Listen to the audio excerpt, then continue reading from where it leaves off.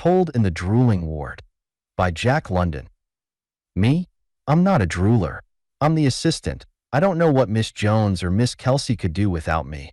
There are 55 low-grade droolers in this ward, and how could they ever all be fed if I wasn't around? I like to feed droolers. They don't make trouble. They can't. Something's wrong with most of their legs and arms, and they can't talk. They're very low-grade. I can walk and talk and do things. You must be careful with the droolers and not feed them too fast. Then they choke. Miss Jones says I'm an expert. When a new nurse comes, I show her how to do it. It's funny watching a new nurse try to feed them. She goes at it so slow and careful that supper time would be around before she finished shoving down their breakfast. Then I show her, because I'm an expert. Dr. Dalrymple says I am, and he ought to know. A drooler can eat twice as fast if you know how to make him. My name's Tom. I'm 28 years old. Everybody knows me in the institution. This is an institution, you know. It belongs to the state of California and is run by politics. I know. I've been here a long time. Everybody trusts me. I run errands all over the place when I'm not busy with the droolers. I like droolers. It makes me think how lucky I am that I ain't a drooler. I like it here in the home. I don't like the outside. I know. I've been around a bit and run away and adopted. Me for the home, and for the Drooling Ward best of all. I don't look like a drooler, do I? You can tell the difference soon as you look at me. I'm an assistant, expert assistant. That's going some for a phoebe. Phoebe? Oh, that's feeble-minded. I thought you knew. We're all phoebes in here. But I'm a high-grade phoebe. Dr. Dalrymple says I'm too smart to be in the home, but I never let on. It's a pretty good place. And I don't throw fits like lots of the phoebes. You see that house up there through the trees? The high-grade epilecs all live in it by themselves. They're stuck up because they ain't just ordinary phoebes. They call it the clubhouse, and they say they're just as good as anybody outside, only they're sick. I don't like them much. They laugh at me when they ain't busy throwing fits. But I don't care. I never have to be scared about falling down and busting my head. Sometimes they run around in circles trying to find a place to sit down quick, only they don't.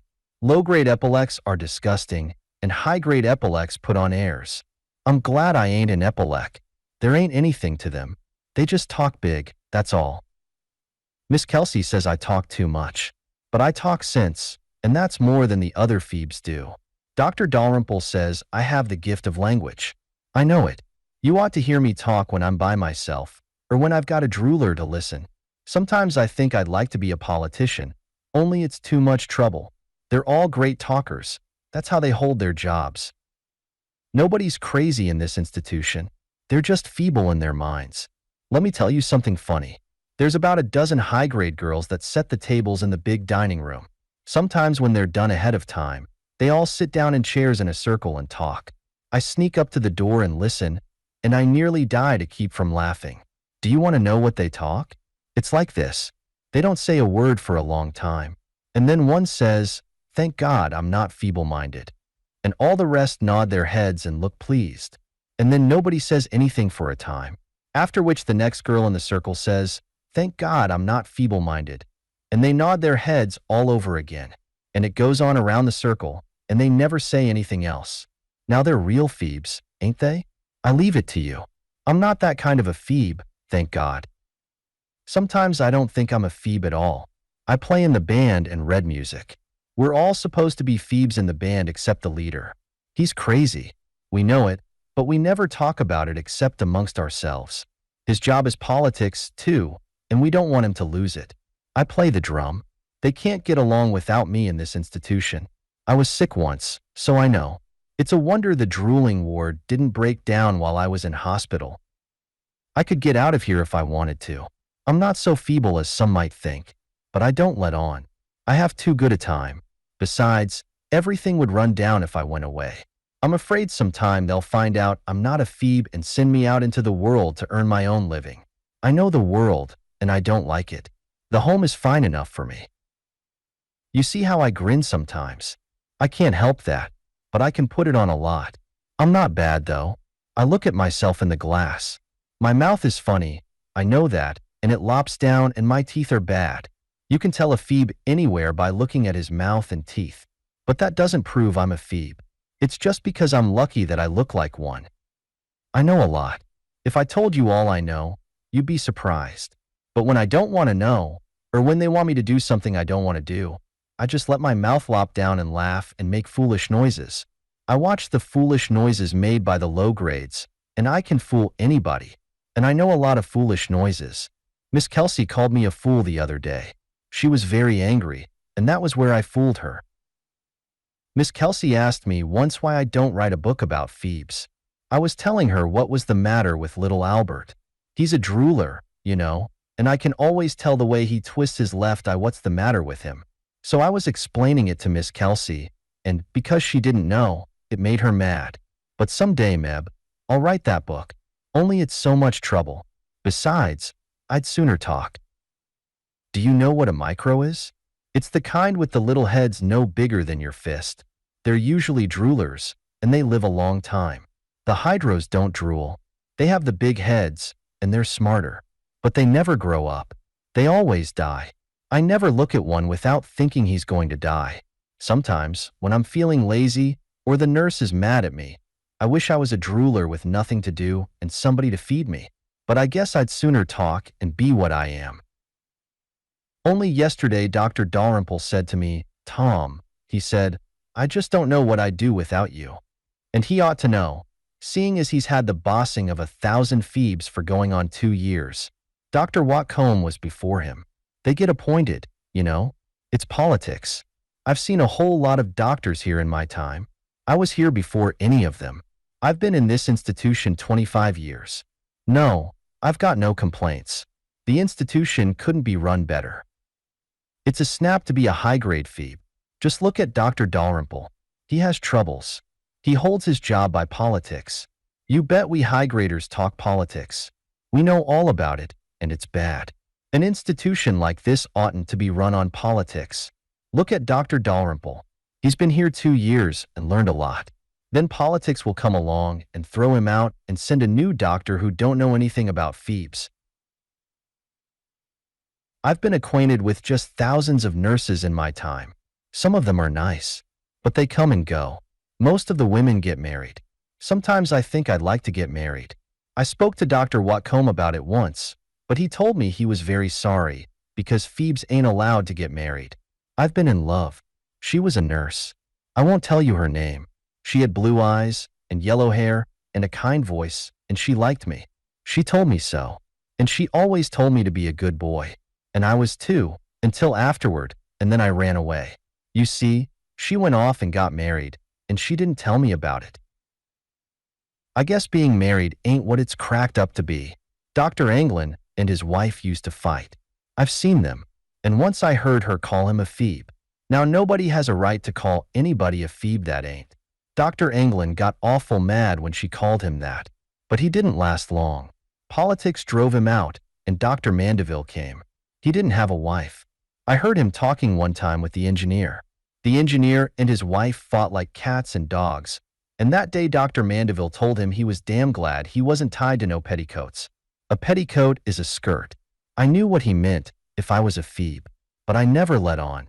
You hear lots when you don't let on. I've seen a lot in my time. Once I was adopted and went away on the railroad over 40 miles to live with a man named Peter Bopp and his wife. They had a ranch. Dr. Anglin said I was strong and bright, and I said I was too. That was because I wanted to be adopted, and Peter Bopp said he'd give me a good home, and the lawyers fixed up the papers. But I soon made up my mind that a ranch was no place for me. Mrs. Bopp was scared to death of me and wouldn't let me sleep in the house. They fixed up the woodshed and made me sleep there. I had to get up at 4 o'clock and feed the horses and milk cows and carry the milk to the neighbors. They called it chores, but it kept me going all day. I chopped wood and cleaned chicken houses and weeded vegetables and did most everything on the place. I never had any fun. I hadn't no time. Let me tell you one thing. I'd sooner feed mush and milk to Phoebes than milk cows with the frost on the ground. Mrs. Bopp was scared to let me play with her children, and I was scared too. They used to make faces at me when nobody was looking and call me loony. Everybody called me Loony Tom, and the other boys in the neighborhood threw rocks at me. You never see anything like that in the home here. The Phoebes are better behaved. Mrs. Bopp used to pinch me and pull my hair when she thought I was too slow, and I only made foolish noises and went slower. She said I'd be the death of her some day. I left the boards off the old well in the pasture, and the pretty new calf fell in and got drowned. Then Peter Bopp said he was going to give me a licking. He did, too. He took a strap halter and went at me. It was awful. I'd never had a licking in my life. They don't do such things in the home, which is why I say the home is the place for me. I know the law, and I knew he had no right to lick me with a strap halter. That was being cruel, and the guardianship papers said he mustn't be cruel. I didn't say anything. I just waited, which shows you what kind of a Phoebe I am. I waited a long time and got slower and made more foolish noises. But he wouldn't send me back to the home, which was what I wanted. But one day, it was the first of the month, Mrs. Brown gave me $3, which was for her milk bill with Peter Bopp. That was in the morning. When I brought the milk in the evening, I was to bring back the receipt. But I didn't. I just walked down to the station, bought a ticket like anyone, and rode on the train back to the home. That's the kind of a Phoebe I am. Dr. Anglin was gone then, and Dr. Mandeville had his place. I walked right into his office. He didn't know me. "Hello," he said. "This ain't visiting day." "I ain't a visitor," I said. "I'm Tom. "I belong here." Then he whistled and showed he was surprised. I told him all about it and showed him the marks of the strap halter, and he got madder and madder all the time and said he'd attend to Mr. Peter Bopp's case. And maybe you think some of them little droolers weren't glad to see me. I walked right into the ward. There was a new nurse feeding little Albert. "Hold on," I said. "That ain't the way. Don't you see how he's twisting that left eye? Let me show you." Meb, she thought I was a new doctor, for she just gave me the spoon, and I guess I filled little Albert up with the most comfortable meal he'd had since I went away. Droolers ain't bad when you understand them. I heard Miss Jones tell Miss Kelsey once that I had an amazing gift in handling droolers. Someday, Meb, I'm going to talk with Dr. Dalrymple and get him to give me a declaration that I ain't a Phoebe. Then I'll get him to make me a real assistant in the Drooling Ward with $40 a month and my board. And then I'll marry Miss Jones and live right on here. And if she won't have me, I'll marry Miss Kelsey or some other nurse. There's lots of them that want to get married. And I won't care if my wife gets mad and calls me a Phoebe. What's the good? And I guess when one's learned to put up with droolers, a wife won't be much worse. I didn't tell you about when I ran away. I hadn't no idea of such a thing, and it was Charlie and Joe who put me up to it. They're high-grade epilecs, you know. I'd been up to Dr. Wilson's office with a message and was going back to the Drooling Ward when I saw Charlie and Joe hiding around the corner of the gymnasium and making motions to me. I went over to them. "Hello," Joe said. "How's droolers?" "Fine," I said. "Had any fits lately?" That made them mad, and I was going on, when Joe said, "We're running away. Come on." "What for?" I said. "We're going up over the top of the mountain," Joe said. "And find a gold mine," said Charlie. "We don't have fits anymore. We're cured." "All right," I said, and we sneaked around back of the gymnasium and in among the trees. Meb, we walked along about 10 minutes when I stopped. "What's the matter?" said Joe. "Wait," I said. "I got to go back." "What for?" said Joe. And I said, "To get little Albert." And they said I couldn't and got mad, but I didn't care. I knew they'd wait. You see, I've been here 25 years, and I know the back trails that lead up the mountain, and Charlie and Joe didn't know those trails. That's why they wanted me to come. So I went back and got little Albert. He can't walk or talk or do anything except drool, and I had to carry him in my arms. We went on past the last hayfield, which was as far as I'd ever gone. Then the woods and brush got so thick, and me not finding any more trail, we followed the cowpath down to a big creek and crawled through the fence which showed where the homeland stopped. We climbed up the big hill on the other side of the creek. It was all big trees and no brush, but it was so steep and slippery with dead leaves we could hardly walk. By and by we came to a real bad place. It was 40 feet across, and if you slipped you'd fall 1,000 feet, or maybe 100. Anyway, You wouldn't fall, just slide. I went across first, carrying little Albert. Joe came next, but Charlie got scared right in the middle and sat down. I'm going to have a fit, he said. No, you're not, said Joe, because if you was, you wouldn't have sat down. You take all your fits standing. This is a different kind of a fit, said Charlie, beginning to cry. He shook and shook, but just because he wanted to, he couldn't scare up the least kind of a fit. Joe got mad and used awful language, but that didn't help none, so I talked soft and kind to Charlie. That's the way to handle Phoebes. If you get mad, they get worse. I know. I'm that way myself. That's why I was almost the death of Mrs. Bopp. She got mad. It was getting along in the afternoon, and I knew we had to be on our way, so I said to Joe, Here, stop your cussing and hold Albert. I'll go back and get him. And I did, too, but he was so scared and dizzy he crawled along on hands and knees while I helped him. When I got him across and took Albert back in my arms, I heard somebody laugh and look down, and there was a man and woman on horseback looking up at us. He had a gun on his saddle, and it was her who was laughing.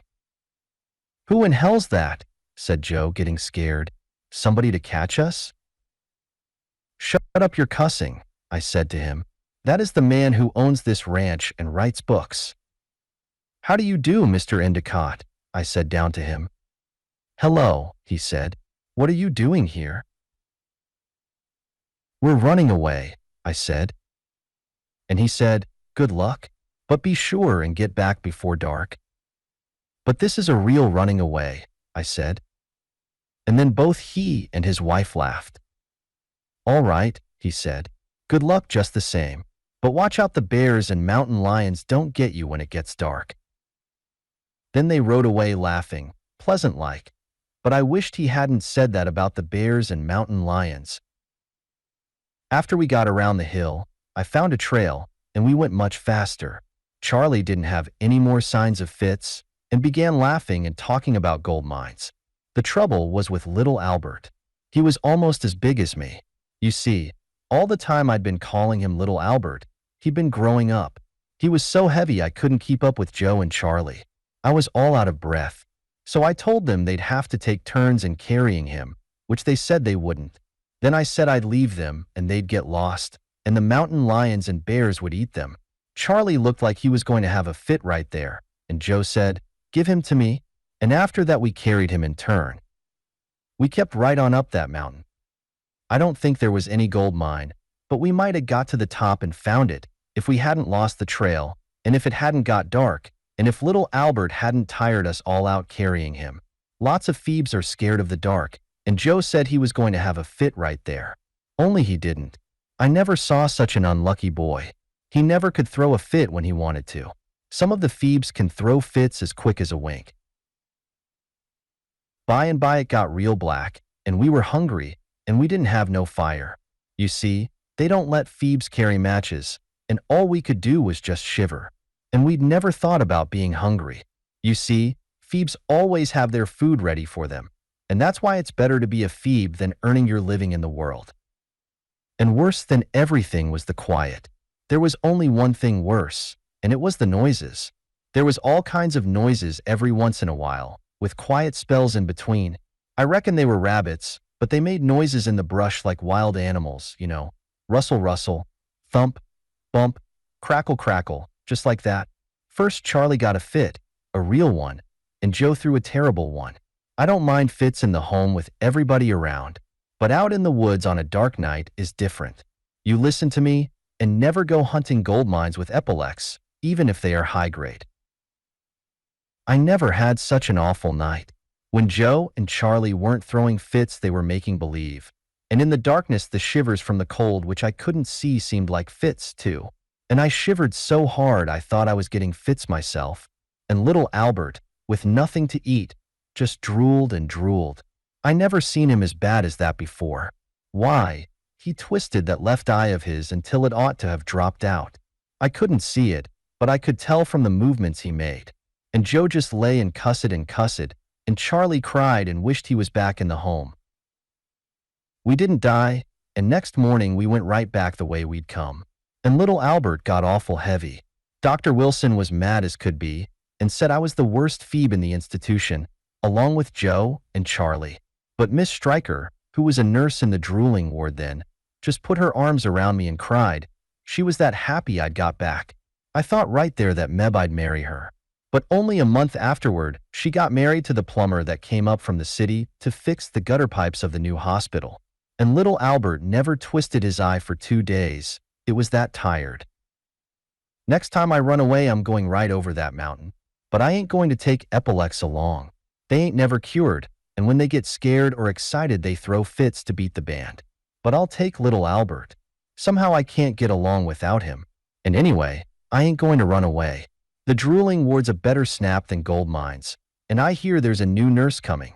Besides, little Albert's bigger than I am now, and I could never carry him over a mountain.